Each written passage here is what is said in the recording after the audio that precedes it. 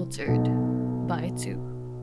Hi, Jay. Welcome back to Unfiltered by Two. So, today we're going to be talking about something that I feel like everyone has encountered or everyone has had experience with. But I have like a twist statement that I want to say to you, and I want to know what you think about it. Okay. So, I think haters are actually your helpers, they are your biggest promoters, and they are helping you, especially if you are a company owner, like you're a CEO or you own something that you want to promote. Haters are your free marketing tool. What do you think?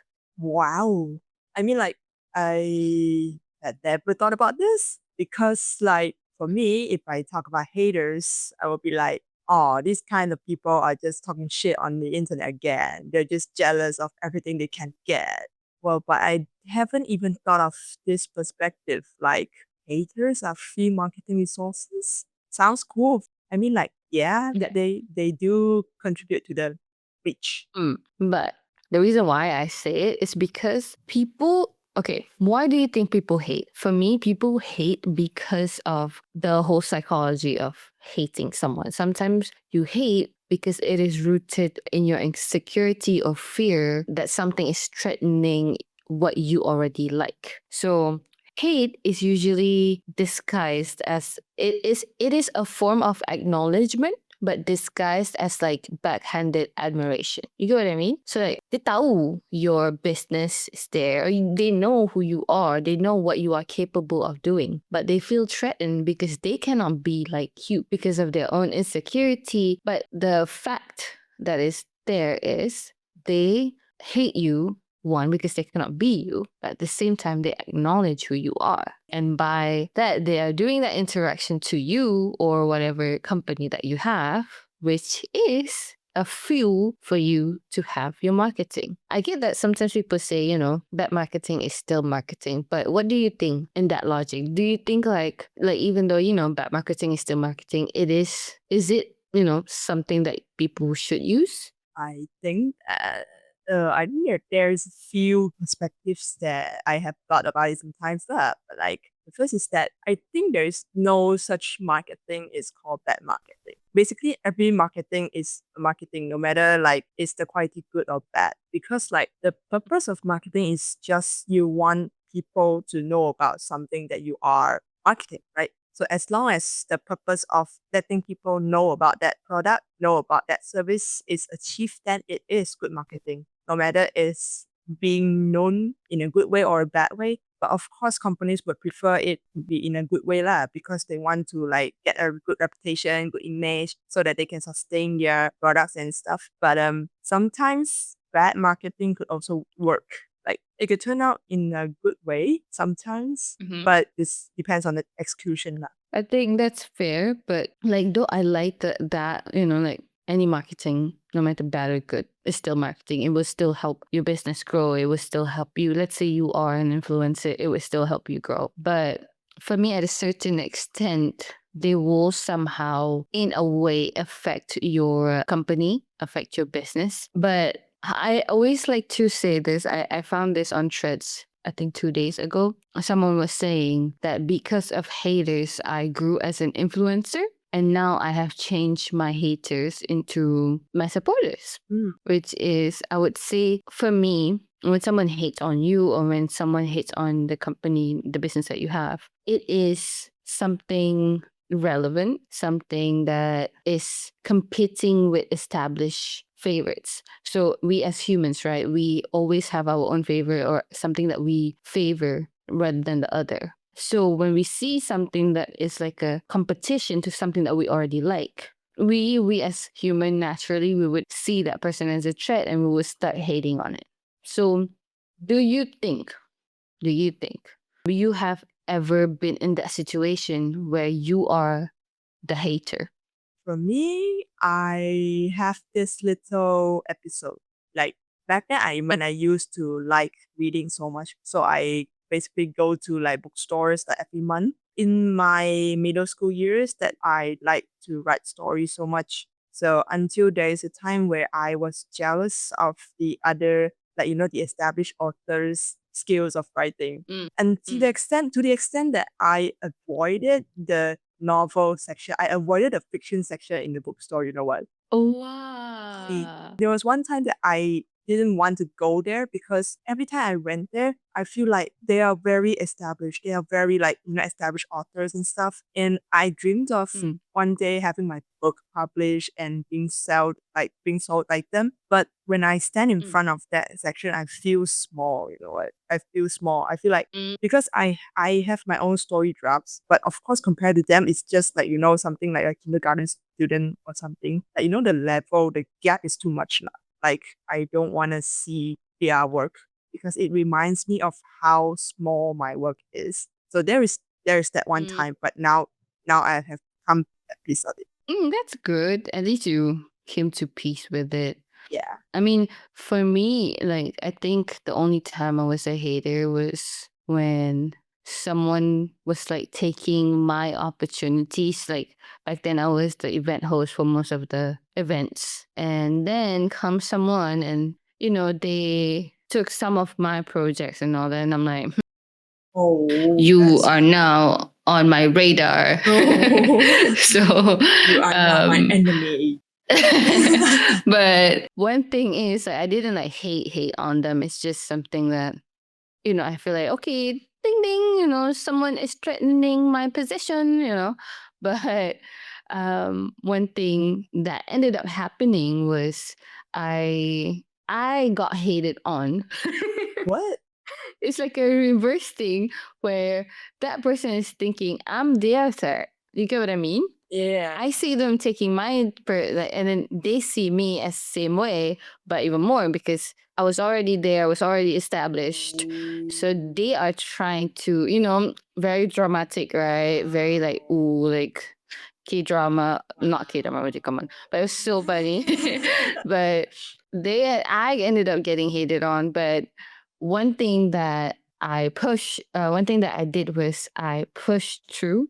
Like, I survived that hate stage where I was getting the hate and all that, people were saying like I'm not good enough. I should have given everything to this person, and I just pushed through that, just doing my own thing, just proving that the why am I established in the first place. And at the end of the day, I lasted longer. I stood strong, and I ended up becoming the permanent person that they will always go to. But what I did instead, but what I did instead is I did like include that person that hated on me to join on my projects. So sometimes like something like if it's a long event, right? In this situation, it's event host. So if it's a long event, most of the time I can just take it on. I love doing it, so it's one of my passion. When you're doing something that you're passionate about, it's rare that that fatigue or that tiredness just like slaps you. No, it doesn't. It creeps up on you. After you are done, after the adrenaline rush is gone, baru you rasa penat. Yeah. That's when you feel tired, right? So usually it's me alone, but because I know this person, what I did was I'm like, hey, do you want to join me on this event? And we host together. So we take turns. Like the first slot is me, second slot is that person. And it's such a good thing because one thing I noticed is once I like how to say I survived that hate stage, I become more strong, like more kuko. What is kuko in English? My brain is like, yeah, I have this strong foundation where it's very hard for even like people hating on me. It's like, like isabon. But I feel like that's the same case for any agencies or any person doing business, no matter if you're doing business on yourself or like doing business with other people, your company, or whatever trend or marketing that you started, you will the moment you survive that hate stage. I feel like they will end up becoming mainstream. They will end up lasting longer because one, the haters will become your supporters. The haters will bring more supporters. And I feel like the irony here is when people passionately hate, they're also giving free attention. What do you think? Yeah, I mean, for real, because like if I have to take an example, I would like to say like, K-pop. Like just look at BTS. They have so much haters, right? But look where are they now? I mean, like there is this kind of like how do I say, a rule, a natural rule is like if someone's getting bigger, they get more hate. Yet they get bigger because the people who hate them, they expose them to more, like they expose them to more sources and they get more attention. Like people Yeah. people have brains. We think. So except those who doesn't think that. But basically when we Yeah. get exposed, but basically when we are exposed to a new information, is okay. So for example, if I don't know who is BTS, I don't know who is Blackpink, someone come and shit on them to me, and then I will be like, okay, let me just find out who they are. So I will go and Google, I will go and watch their videos, and then I become a fan. So that's how it works. Yeah, I feel like kind of like maybe this will be like a short podcast, but like to kind of slowly wrap this up, I feel like we should not fear haters. Like even as an individual, it's not even just about business, about marketing. At the end of the day, it's about being your genuine self. You don't need to change. I mean, take this with not take this with a grain of salt, but take this strong and not lightly as be your genuine best self. And if people still hate you on that, look at what they're hating you on, because sometimes there are bad qualities in ourselves that may need to improve, but don't fear them. See them as people who are projecting their insecurities. So when people are hating on you, just like you're projecting je dia yang macam tu sebenarnya, But also at the same time, if people are constantly saying that about you, maybe it is something you should look into yourself first. Don't be entitled, be genuine. I feel like if you are creating something worthwhile, or if you becoming something worthwhile, when you get hated on, it means that you're doing something that is worth noticing. And people are Yep. afraid So of what impact that you could cause. yes, like they know your potential. Yeah. They know what you could do if you actually push through. It's like, those makcik-makcik bawang. Yeah. When you are trying to lose weight, when you are trying to diet, let's say, trying to diet, they're like, oh, why you eat so little? You're going to get sick. Don't eat so little and all that. And then like when you do lose weight, you're like, oh my God, you're so thin now. You should eat some more. Tapi when you do eat well, hey, why you eat so much, huh? Oh, this is not good. You later become chubby. And then when you actually become chubby, it's like, oh, why you so chubby now? Yeah. Like people will never be okay. So do whatever is best for you and do whatever that will help you improve. And at the same time, make sure you don't fear them, because what did you say just now? But just look around lah. If those like machi bawang come and tell you about your body and stuff, just look at their own body. Like Yeah. they- Talk about that. Yeah, like I had that experience so many times. They always talk about your body. yeah, I mean like people who body shame someone else, they will never have the perfect body. It's always like that. Exactly. Always like that. Tell me about it. Oh my God. Always. But like, oh my God, I have a story. So this did not happen to me. This happened to my best friend from high school. No, from primary school. We've been friends forever. She has always struggled with body issues, but she's not fat, nor is she chubby. She's like the ideal weight. She's not too thin. She's not too fat. She's just normal, biasa je. Literally super normal. And mind you, obviously she's not super thin like orang suka macam kurus sangat-sangat, right? But she's not. So she was eating at work, right? And as she was eating, this one cleaner auntie walked by, looked at her in the eyes and said, gemuknya. What on the actual what? Yes. And she was like she didn't believe that was happening, She didn't believe that auntie actually said that to her, because she was eating. She was actually eating. She was actually happy to eat and all that. And then and then that auntie gave her that judgy look, kind of look you up and down, like, okay. And then she walked away. So my friend lost her appetite, didn't want to eat anymore. I started, questioning herself. And she messaged me. She was like, dude, auntie cleaner just said to me, gemuknya, while looking at my face while I was eating. And I'm like, I can't believe. After everything that we spoke about, some people hate just to hate, Yeah. And some people hate just to hate. I mean, like, the cleaner auntie, I'm not like discriminating cleaner aunties. Like, cleaner aunties are the best people in the world. If not, if Yes. not, we'll be living in a dumpster. I mean, like, Yeah. that person lah. I don't know what she's Mm, thinking about, but I think like if she's older, she's a middle-aged person, she might be jealous of your friends like youth or like energy mm, or like just because she is having a good day. And that person didn't yeah. have a good day, so she decided to make someone else's day bad. I mean, like, why? For what? Mm-hmm. Just because your day is ruined, just Exactly. because your day is ruined, you don't have to ruin someone's day. I mean, like, even yeah. I mean, like, Exactly. for me, if my day is ruined just by showing some little kindness, making someone else's day good, it will make myself better, that day. Like, just be Yes. kind. People just be kind. What is the problem with people nowadays? You know?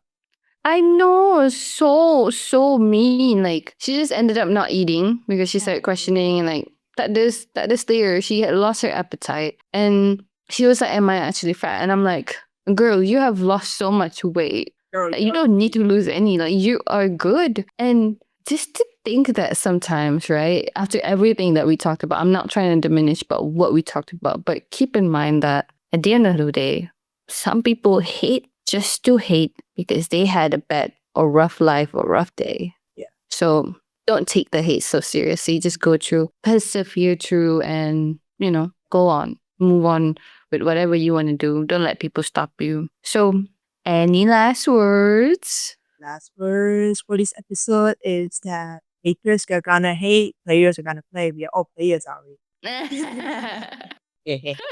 For me is next time if someone hates on you or your work, it means that you are worth remembering and you are worth something. You are strong enough to become a threat to them. Be happy. Yeah. Mm-hmm. All right, so that's it. Thank you so much, Jai, for another episode of Unfiltered by Two. See you next time. Bye. Thanks for listening to Unfiltered by Two. No edits, no filters, just us. If you're into real talk with zero sugarcoating, hit that follow, like, and share with your friends. We'll see you soon for more unfiltered energy.